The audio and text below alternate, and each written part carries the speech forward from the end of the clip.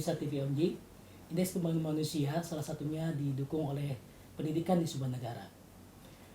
Dan indeks itu akan meningkat kalau pendidikan di sebuah negara tersebut kualitasnya menjadi baik.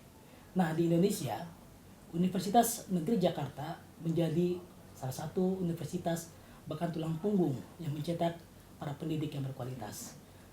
Pada kesempatan sore ini, alhamdulillah TVMJ berkesempatan diterima oleh Profesor Imtiaz Ahmad PhD yang merupakan rektor dari Universitas Negeri Jakarta. Baik, selamat sore Pak. Selamat sore. Profesor. Apa kabar? Ya, alhamdulillah baik Pak. Oke. Sehat, Pak ya. Ya, oke. Ya. Pak, ini Hari Pendidikan Nasional. Oke. Mungkin singkat saja Bapak melihat bagaimana pendidikan di Indonesia sekarang ini, Pak.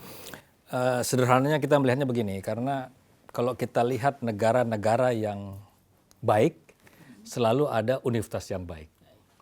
Nah, kita ini sudah merdeka sejak tahun 45. Kita lihat secara objektif dari masa ke masa kita makin baik. Sekarang tantangannya menjadi luar biasa karena ada yang namanya globalisasi. Revolusi Industri 4.0. Kemudian kajian dari McKinsey menunjukkan bahwa dalam waktu yang tidak lama lagi, Indonesia secara ekonomi akan nomor 4 di dunia. Satu adalah China, kedua adalah India, ketiga Amerika, keempat Indonesia. Nah, agar kita bisa masuk menjadi 4 besar ekonomi di dunia, itu dibutuhkan sumber daya manusia yang berkualitas. Antara lain tentu dari pendidikan tinggi. Jadi berbagai upaya harus kita lakukan secara bersama. Pemerintah jelas berperan. Orang tua juga besar sekali peranannya. Tapi yang paling besar peranannya kalau menurut saya adalah individu-individu ini. Bagaimana melihat masa depan.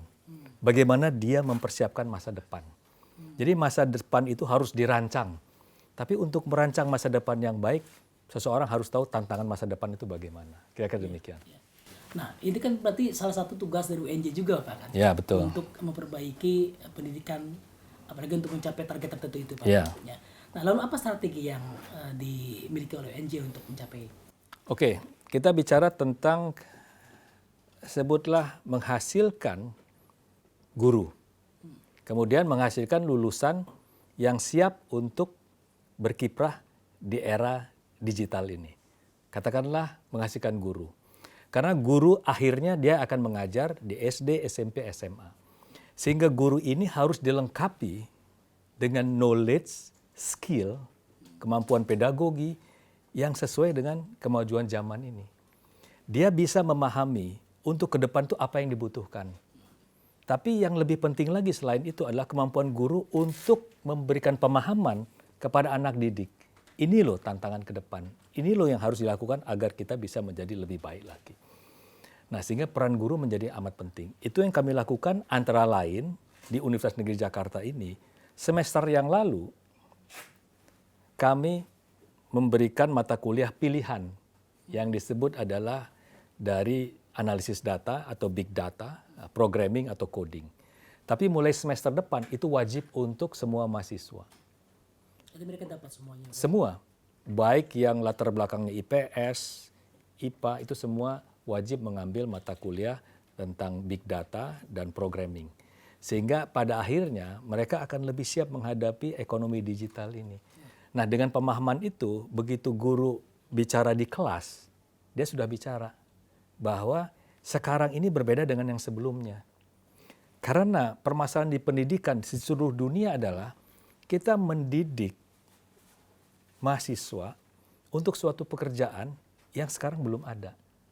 Atau suatu pekerjaan yang sekarang ada, 5 tahun lagi tidak ada. Sehingga bagaimana kita mempersiapkan lulusan ini atau mahasiswa menjadi adaptif terhadap perubahan ini. Itu yang kami lakukan. Termasuk juga mungkin memiliki visi ke depan, Pak. Nah, itu penting karena memang kita bicara Indonesia untuk maju itu kan amat bergantung kepada generasi yang sekarang dan yang akan datang. Yang kita sebut generasi milenial. Yang tantangannya generasi saya berbeda dengan generasi sekarang, gitu. Jadi itu kami lakukan terus di UNJ sejak 2 tahun terakhir ini. Ini kan salah satunya juga kan menjawab tantangan revolusi industri 4.0 itu, Pak, ya, gitu kan.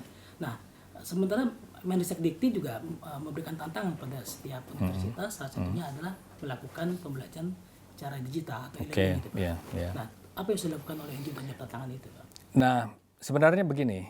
Jadi permasalahan adalah bahwa kita mempunyai mahasiswa yang banyak sekali.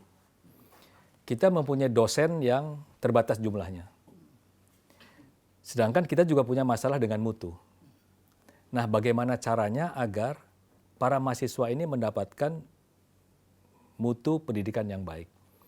Jadi mata kuliah yang baik bisa dilakukan, diberikan oleh dosen-dosen bermutu dari beberapa kampus di Indonesia. Ya kan? Sehingga misalnya mahasiswa dari UNJ bisa mengambil mata kuliah daring dari kampus X atau A di dalam maupun di luar negeri. Selama itu merupakan kampus-kampus yang kita ketahui kredibilitasnya. Dan kredit itu bisa dipergunakan untuk pemenuhan kredit menjadi sarjana misalnya. Nah, dengan model ini memungkinkan seorang dosen mengajar 100-200 mahasiswa pada waktu yang bersamaan. Jadi istilah one professor, 1,000 student itu memungkinkan. Bukan hal aneh. Tetapi yang diperlukan adalah kombinasi antara face to face dan online. Online kalau kita bicara dari segi konten saja, lebih pada kognitif, mungkin bisa. Atau katakanlah bisa. Tapi harus dibarengi dengan face to face. Yang disebut adalah bahwa mahasiswa perlu mempunyai kesempatan untuk belajar secara lateral. Jadi lateral learning. Yang tidak bisa diperoleh dari face to face. Kalau kita berinteraksi dengan komputer, ya tidak ada respons manusianya. Feedback tidak ada. Kalau di kelas, mahasiswa bisa bertanya kepada dosen. Mahasiswa bisa belajar bagaimana dosen memberikan penjelasan. Mahasiswa pun bisa belajar dari kawan yang lain atau dia sendiri. Kalau bertanya, bagaimana respons dosen dan sebagainya. Nah itu tidak bisa menurut saya diperoleh dengan hanya dari secara online, fully online. Jadi harus kombinasi. Tentu saja ada mata kuliah tertentu yang misalnya olahraga, seni itu kan perlu ada latihan, kemudian praktikum yang memerlukan agar keterampilan dari psikomotorik itu harus dilakukan. Jadi ini sesuatu yang baik sekali, apalagi Indonesia ini negara kepulauan, jumlah universitas lebih dari 4.700 dengan mutu yang beragam. Sehingga online ini bisa kita lakukan dengan konsorsium dari kampus-kampus yang baik, bisa memberikan mata kuliah tertentu yang bisa diambil dari seluruh Indonesia. Sekarang sudah dilakukan itu, Pak? Sudah mulai. Persentase untuk UNJ itu antara face to face dengan yang e-learning itu berapa? Ya sebenarnya tergantung dari mata kuliahnya. Jadi kalau kami berpikir tidak selalu katakan 50-50. Tapi intinya online learning ini akan membuat mahasiswa lebih mempunyai sumber belajar yang banyak. Berpikirnya begini kira-kira. Kalau zaman dulu sumber belajar itu utamanya dari guru. Itu istilah Jawanya nyantri, ya kan? Ilmu yang lain tidak ada. Kemudian mulai ada buku. Referensinya buku kan begitu. Tapi buku pun terbatas. Nah sekarang bisa dari buku, bisa dari internet, dia bisa korespondensi dengan orang lain segala macam. Jadi dengan online learning itu sumber belajarnya menjadi banyak sekali. Tapi memang membutuhkan determinasi ataupun kerja keras yang lebih dari peserta didik. Karena pace-nya atau kecepatannya amat bergantung dari dia. Jadi the beauty of online learning adalah tidak melihat tempat, tidak melihat waktu, ya kan, tidak melihat jarak. Jadi makanya sekarang orang bisa belajar dengan misalnya kalau model yang konvensional, orang itu atau saya seorang mahasiswa belajar 40 menit atau 50 menit depan kelas. Tapi dengan online, materinya sudah ada di sini. Saya mungkin belajar 10 menit, set, udah itu kapan lagi belajar. Dan ternyata hasil riset di banyak tempat menunjukkan itu cara belajar yang baik sekali. Efektif, jadi bit by bit. Karena informasi yang diterima otak kita pun tidak sekaligus. Bit by bit, tapi membutuhkan kedisiplinan dari peserta didik. Sehingga perlu untuk kita adalah face to face, bagaimana dosen bisa berinteraksi, apalagi kalau ujian dan sebagainya. Kan, gitu. Pak, salah satu isu yang dibangun di pendidikan nasional itu adalah karakter building, Pak. Oke. Nah ini kan mungkin ada irisan antara e-learning, kemudian ada face-to-face, hasilnya dengan karakter building. Mungkin Bapak punya pendapat masalah ini, Pak. Nah begini ya, kalau kita lihat contohnya begini ya, kalau seseorang lulus dari perguruan tinggi, kemudian diterima untuk bekerja, mau dia bekerja di swasta, mau di tempat lain, sekarang yang banyak dilihat adalah yaitu urusannya dengan soft skill, ya kan? Apakah dia mampu bekerja keras, ya kan? Kalau pandai aja tapi tidak bekerja keras atau tidak bisa berinteraksi, tidak bisa berkolaborasi dengan pihak lain, itu jadi masalah juga kan? Apakah dia mampu berkomunikasi dengan baik? Apakah dia seorang yang jujur, ya kan begitu? Jadi ini memang sejak awal perlu dibangun kejujuran itu, karena itu tidak bisa, menurut saya tidak bisa dengan cara kalau jujur ini harus 1, 2, 3, tidak. Harus ada contoh dan harus dilakukan. Nah di kampus ini adalah salah satu tempat untuk memperbaiki atau membuat karakter yang baik, a good character. Misalnya karakter, dikatakanlah karakter suka menolong, itu bagaimana? Nah antara lain bisa dilakukan dengan, kalau di kampus itu dengan KKN misalnya. KKN itu banyak manfaatnya luar biasa. Karena mahasiswa dikirim ke satu tempat, melihat suatu keadaan, dan bagaimana dia memperbaiki keadaan di sana. Dan dia bisa berempati terhadap masalah orang lain. Kemudian kejujuran itu sudah mulai harus dilatih sejak awal. Misalnya tidak boleh mencontek, tidak boleh melakukan tindak plagiat dan sebagainya. Dan karena itu mengarah ke akhirnya bisa masalah dengan korupsi dan sebagainya. Jadi itu harus dibina. Dan itu mesti ada contoh-contohnya di kampus itu. Tidak bisa hanya dibicarakan. Belajar menepati waktu, menepati janji. Itu kan bagian dari karakter building. Jadi itu memang perlu waktu. Tapi kita harus ke arah sana begitu. Ya. Pak, ini bicara tentang Bapak, Pak ya. Ya. Bapak kan baru tanggal 25 September 2017 Pak, ya, ditetapkan oleh itu untuk PLT Rektor di sini, Pak. Sebenarnya Bapak background-nya adalah Institut Teknologi Bandung, Pak. Ya.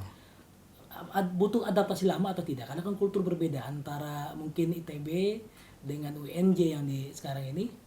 Ya, memang saya ditugaskan oleh Menteri Ristek Dikti awalnya sebagai pelaksana harian rektor, kemudian sebagai pelaksana tugas rektor.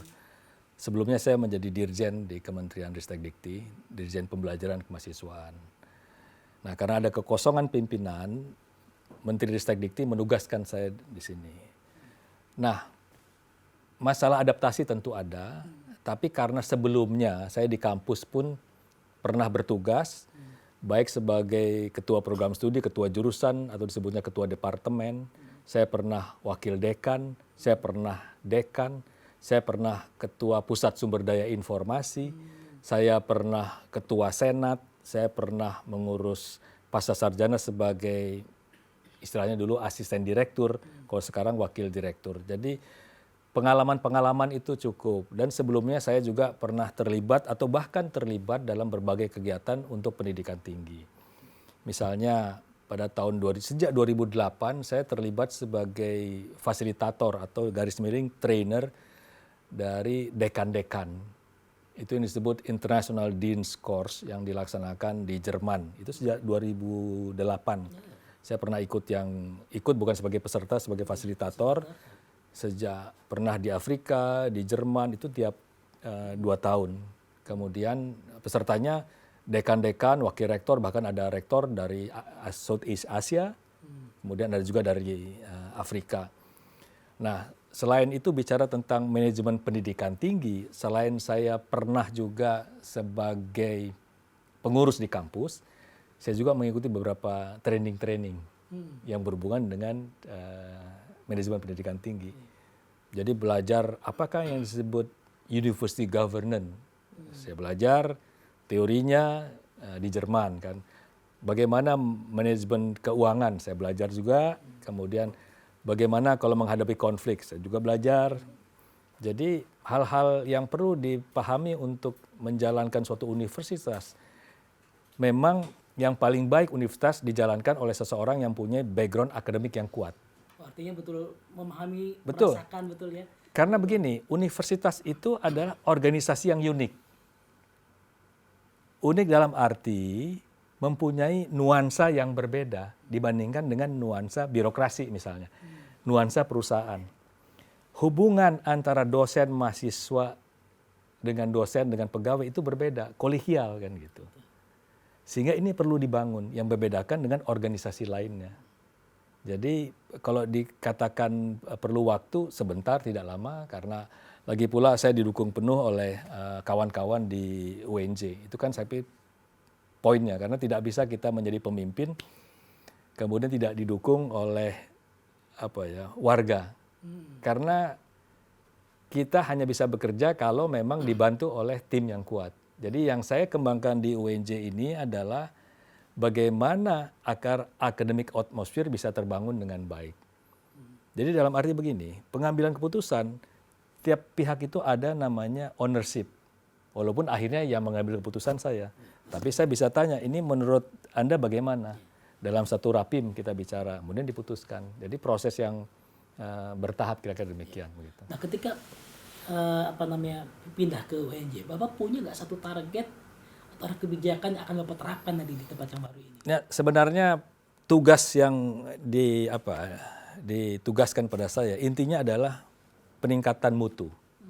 Satu, karena universitas itu bisa dilihat dari mutunya, ya kan? Jadi boleh mahasiswanya banyak, boleh dosennya banyak, tapi mutunya bagaimana? Jadi perlahan-lahan kita upayakan mutunya meningkat. Nah di Indonesia ada ukurannya untuk mutu, antara lain dari ranking yang dikeluarkan oleh kementerian. Jadi kembali, pertama adalah peningkatan mutu, karena UNJ menjadi visi universitas yang mempunyai reputasi di Asia. Jadi become a reputable university in Asia. Artinya kita punya reputasi setara dengan kampus-kampus lain yang ada di Asia. Nah, itu juga tidak sulit untuk menerjemahkan itu. Jadi dalam arti kalau dosen mengajar, menghasilkan karya, seseorang itu mulai berpikir apakah karya saya ini setara atau tidak dengan misalnya partner kita yang ada di luar negeri. Untuk itu, untuk mencapai mutu yang lebih baik ini, kami melakukan kerjasama dengan sekolah-sekolah baik di dalam negeri dan juga di luar negeri. Jadi kerjasama itu menjadi penting. Kenapa? Karena kita bisa melakukan benchmark. Kita boleh merasa bagus di kampus, tapi kalau tidak bicara dengan orang lain, misalnya kami melakukan kerjasama baru minggu lalu dengan namanya Technical University di Dresden di Jerman. Kemudian kami juga punya kerjasama dengan beberapa universitas di Jerman, dengan Leipzig, kemudian juga ada Italia ada, dengan Prancis ada, dengan Amerika, dengan Australia ada. Jadi ini berbagai upaya yang dilakukan. Dosen-dosen pun berinteraksi dengan partner internasionalnya. Jadi itu hal-hal yang menuju ke arah kualitas yang lebih bagus. Dan kami pun pada bulan Juni ini atau Juli akan mengirim mahasiswa untuk mengikuti summer program di Taiwan, di Asia University. Nah kebetulan kami punya kerjasama yang baik sekali dengan Asia University, sehingga akan ada summer program, tidak saja mahasiswa dari UNJ, itu dari dunia-dunia, bukan dunia lain ya, berkumpul di saat itu. Sehingga mahasiswa bisa berinteraksi dengan kawan-kawan secara internasional. Nah itu bagaimana jadi salah satu hal yang kami lakukan di UNJ ini agar para mahasiswa, dosen juga mempunyai disebut global credential. Global credential. Jadi mutu kita tingkatkan. Nah nomor 2 yang kami lakukan selama ini adalah, kan di kampusnya ada Tridharma. Pendidikan tinggi yang namanya Tridharma perguruan tinggi ini adalah mengajar, meneliti, dan pengabdian pada masyarakat. Pengabdian masyarakat ini termasuk kegiatan entrepreneurial.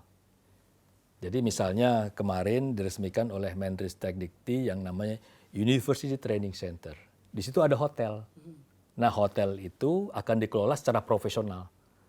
Nah itu kan namanya revenue generating activity.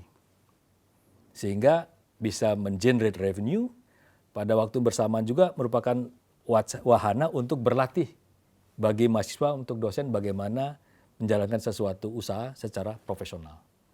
Termasuk kegiatan-kegiatan lain bagaimana, karena kampus ini akan lebih baik kalau mempunyai kemampuan untuk mengenerate dana tidak saja dari mahasiswa melalui biaya pendidikan, tapi juga dilakukan melalui kegiatan-kegiatan lain sesuai dengan keahlian yang ada di kampus ini. Misalnya seorang dosen mempunyai keahlian begini, dia bisa memberikan konsultasi kepada satu industri, kepada pemerintah daerah, kepada pemerintah pusat, dan kontribusinya itu tentu akan masuk ke kampus, sebagian masuk kepada yang individu. Dan hal-hal itu baik sekali dilakukan, karena begitu dosen yang bersangkutan itu bicara di kelas, mahasiswanya akan bertanya, Pak bagaimana yang sebenarnya terjadi di lapangan.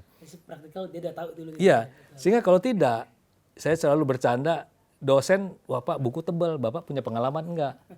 Iya kan, misalnya saja kalau dosen teknik sipil nggak pernah punya pengalaman bangun jembatan kan agak repot juga kan gitu. Suka dukanya, nah itu perlu termasuk, jadi interaksi dengan industri, dengan pemerintah daerah, pemerintah pusat, itu tidak saja baik dari segi mungkin dari segi menyehatkan keuangan di kampus, tapi juga bisa memahami apa yang dibutuhkan oleh masyarakat di luar kampus. Karena kadang-kadang dikatakan kampus ini ivory tower kan gitu. Kadang-kadang kita berpikir ini adalah yang dibutuhkan, tapi kalau kita tidak bicara dengan yang namanya para stakeholders, kita tidak begitu tahu. Gitu. Prof, ketika Prof sudah menjadi rektor di UNJ sekarang ini, mungkin adakah capaian prestasi yang telah diperoleh ketika sejak itu? Oke, jadi begini, di Indonesia ini universitas banyak sekali. Berbagai kriteria melihat orang mutu itu dari mana. Ada yang klaim kami terbaik untuk bidang ini.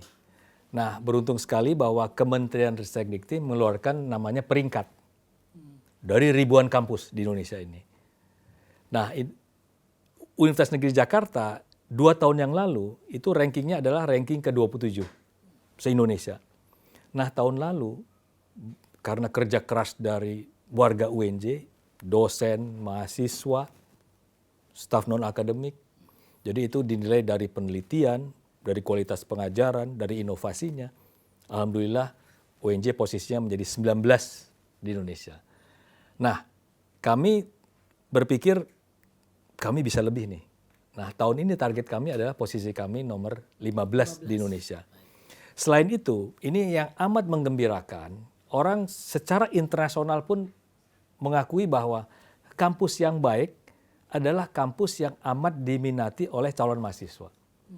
Tidak bisa kita klaim bahwa kita kampus baik, tapi yang melamar tidak banyak. Betul.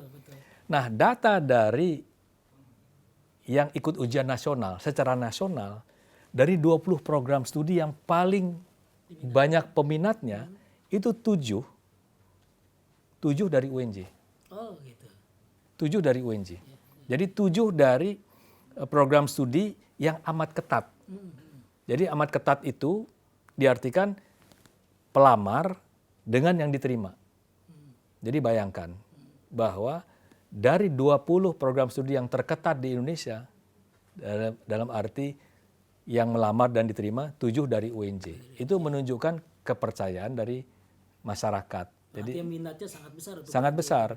Jadi ini kami amat mengapresiasi, walaupun ini bukan merupakan sesuatu yang mudah, karena mahasiswa yang kami terima ini memang tentu bahasa Inggrisnya cream of the cream.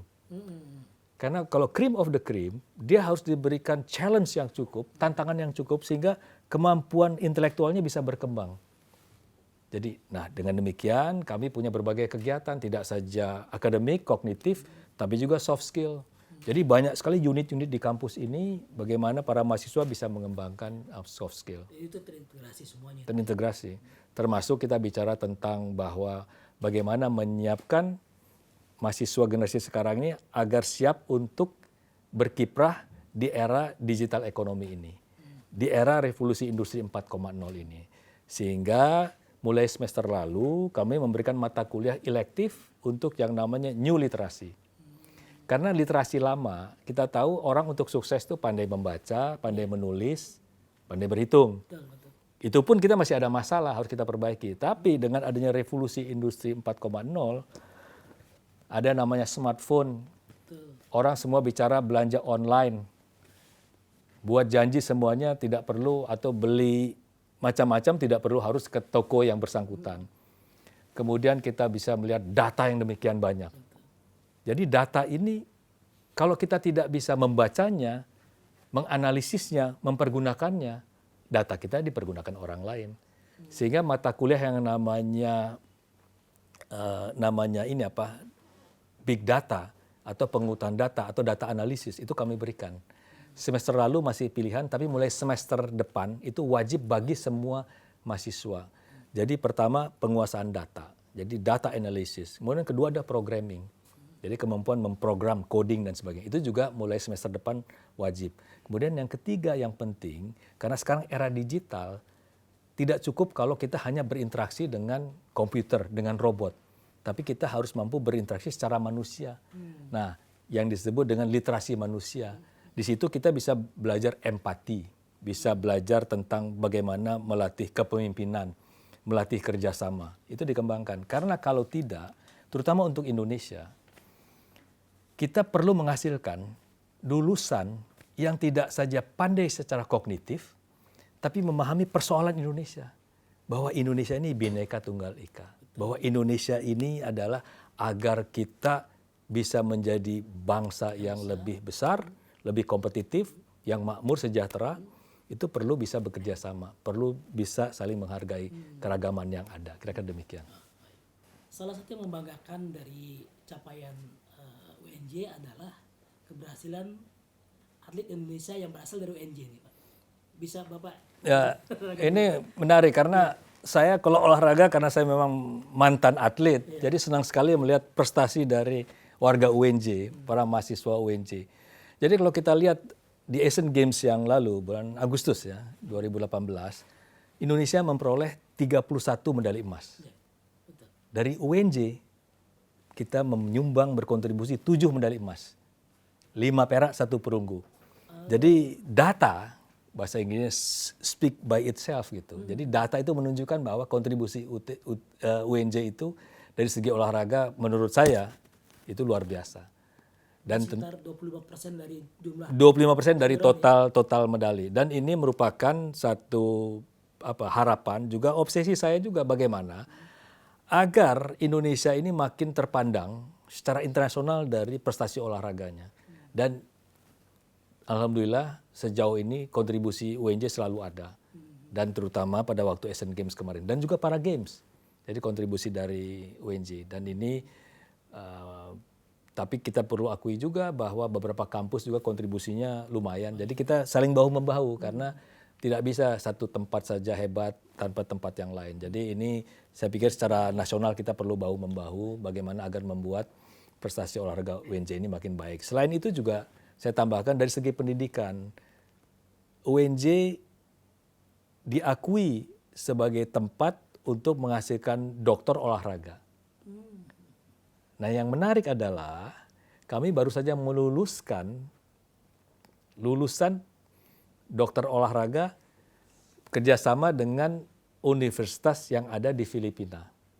Jadi kami menghasilkan ada 13 dokter yang studi di UNJ, kombinasi antara belajar di Filipina dan di UNJ, dibimbing oleh pembimbing di Filipina dan di UNJ, 13 dokter dari UNJ. tahun ini, Pak. Tahun ini. Jadi ijazahnya dari Universitas Negeri Jakarta. Jadi itu menunjukkan acknowledgement Betul. bahwa kualitas dari pendidikan program dokter di UNJ untuk bidang olahraga diakui secara internasional. Ya. Kalau saya lihat dari rekam jejak Bapak, dari awal sampai sekarang ini kan berkutat di universitas. Gitu, itu cita-cita Bapak untuk jadi seorang yang dengan dunia pendidikan. Begini ya, cita-cita mungkin ya. Jadi waktu saya lulus dari ITB dulu, saya bekerja di perusahaan, jadi tidak langsung jadi dosen. Saya lulus dari ITB sudah lama nih, tahun 1982. Ya, kemudian saya bekerja di satu perusahaan Inggris di Jakarta. Kemudian setelah bekerja 2-3 tahun saya berpikir memang enak sih bekerja di perusahaan asing. Tapi saya berpikir mungkin saya cocok jadi dosen nih.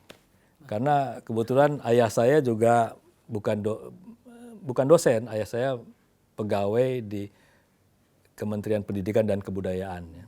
Sehingga kemudian kakek saya, ibu saya pernah jadi guru segala macam. Jadi saya berpikir ya mungkin saya ingin jadi dosen, jadi saya melamar jadi dosen. Jadi saya belajar bahasa Inggris, melamar sendiri. Kemudian akhirnya saya dapat beasiswa dari Bank Dunia, saya berangkat ke Amerika. 6 tahun saya di sana. Nah kembali dari Amerika, ya mengajar di ITB sampai sekarang. Nah dalam waktu itu saya berkesempatan ditugaskan sebagai dirjen tahun 2015 sampai kemarin November 2019 begitu. Artinya memang cita-cita yang disengaja atau yang tidak disengaja sebenarnya itu? Sebenarnya kalau saya melihatnya kan, cita-cita mungkin di tengah jalan saya baru merasakan ternyata saya punya obsesi yang lain. Karena saya berpikir mungkin baiknya menjadi dosen karena ilmu yang akan dimanfaatkan oleh banyak pihak ini saya pikir baik juga kan gitu. Gitu. Nah itu juga Bapak berikan catatan penting untuk anak-anak Bapak. Ya saya anak cuma satu. Jadi kebetulan dia kerja swasta kan. Jadi dan saya pikir cukuplah di keluarga satu orang dosen. Istri saya juga bukan dosen gitu. Tapi itu pilihan itu. Pilihan ya. Nah, aktivitas Bapak kan warawirinya luar biasa padat Pak ya. Untuk jaga stamina itu bagaimana? Oh, ini stamina nih. Ini main obsession juga nih. Kan memang kita bicara sel Pak ya. Dari postur kan Bapak. Oke, cerita gini ya. Singkat cerita. Ya, silakan Pak. Pada PON 1981, ya saya dapat medali emas karate. Ini penting untuk dicatat. Jadi, nah kemudian tahun 85 saya masih ikut olahraga, masih terus karate, tapi sudah mulai on and off karena saya udah bekerja di Jakarta. Jadi tapi saya masih ikut pertandingan dan ikut seleksi untuk PON, masih masuk tim. Nah tahun 85 saya masih bisa memperoleh dengan Jawa Barat, waktu itu mewakili Jawa Barat medali perak. Setelah itu olahraga saya lebih kepada menjaga kebugaran lah gitu. Jadi banyak lari dan sebagainya. Dan saya menjaga kebugaran antara lain di gym kan gitu. Jadi saya anggota di gym ya mencari waktu. Kalau sekarang alhamdulillah banyak waktu yang tersedia. Sehingga singkat cerita kalau diminta saya lari 10 km masih bisa saya. Waduh. Sekarang masih bisa Pak ya 10 km ya? Waktu 2 minggu yang lalu kalau nggak salah. Iya kan. Ikut. Jadi sebenarnya kan begini ya. Saya usia sudah 60 ya. 61 sebenarnya. Jadi kawan-kawan dokter banyak menyampaikan pada saya, baiknya you jangan lari. Jalan saja. Tapi ada kawan saya juga yang dokter, dia malahan pelari maraton. Dan usia sama. SMA-nya bareng saya nih. Kemudian ya saya merasa selama ini kan olahraga terus. Nah tentu sebelum saya lari di jalan, saya cek dulu di gym. Dan saya agak canggih lah dalam arti makanan saya lihat, denyut jantung saya jaga dan sebagainya. Saya juga beli jam yang bisa ngukur denyut jantung. Kemudian di gym juga saya sambil lari saya ukur. Jadi saya selalu dalam latihan itu punya target dalam sekian menit itu heartbeat saya maksimumnya sekian, tidak boleh lebih. Ya kan? Dan sebenarnya kita makin tahu kalau latihan rutin ternyata fisik kita memang makin baik. Makin bugar. Nah pada waktu 2 minggu yang lalu saya ikut lari, 2 minggu atau 3 minggu ya. Saya ikut lari, itu 8 kilo pertama tidak ada masalah saya. Tidak pakai berhenti. Tapi setelah itu saya lihat ini, wah denyut jantung sudah maksimum ini. Ya udah maksimum. Walaupun saya masih merasa oke. Tapi itu harus kita ikuti. Sehingga saya slow down. Slow down sampai denyut jantung bagus saya lari lagi gitu. Yang bahaya adalah orang tidak untuk umur-umur tertentu merasa kuat, tapi tidak dicek keadaan jantung dan sebagainya. Jadi kadang-kadang sering terjadi kawan yang menyampaikan bahwa kadang-kadang 200-300 meter ke depan tuh dia langsung memaksakan diri. Nah bagusan bahaya. Saya konsultasi juga dengan kawan yang dokter. Jadi alhamdulillah so far saya masih bisa. Tapi next time saya mungkin mencari yang 5 kilo aja dah. 5 kilo itu. 5 kilo masih oke. Itu aja. Nah kalau makanan tadi kan Bapak bilang kan dipilih-pilih makanan. Berarti kan ada mungkin makanan yang Sebenarnya dari saya makan itu memang katakanlah memang makan itu dibutuhkan, tapi saya makan tidak juga banyak gitu. Iya kan? Dan saya rutin tiap 6 bulan periksa darah sehingga saya bisa melakukan lifestyle. Jadi kalau aman ya segala macam dimakan, tapi mulai pada posisi yang apa saya menyesuaikan. Begitu saja gitu. hobi lain Pak. Hobi lain.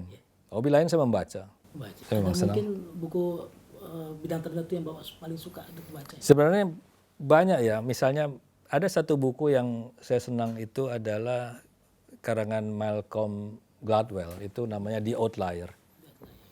Jadi saya sering sampaikan kepada para mahasiswa atau rekan yang lain. Mula-mula saya membaca buku dulu yang terkenal juga Seven Habits of Highly Effective People ya. Nggak tahu bukunya di mana, mungkin saya ada, tapi saya jelas punya di original ya, bukan ngopi kan gitu. Kemudian di Outlier juga dia itu buku yang menceritakan antara lain kalau mau jadi hebat itu harus kerja keras. Jadi tidak ada orang hebat karena ayahnya hebat, omnya, uaknya hebat, tapi harus kerja keras. Bukan genetik Pak. Bukan. Di situ diceritakan, misalnya saya sering beri contoh, mengapa Bill Gates hebat? Karena bagiannya orang lain tidur, dia melakukan programming. Iya kan? Kenapa The Beatles bisa hebat sebelum jadi hebat?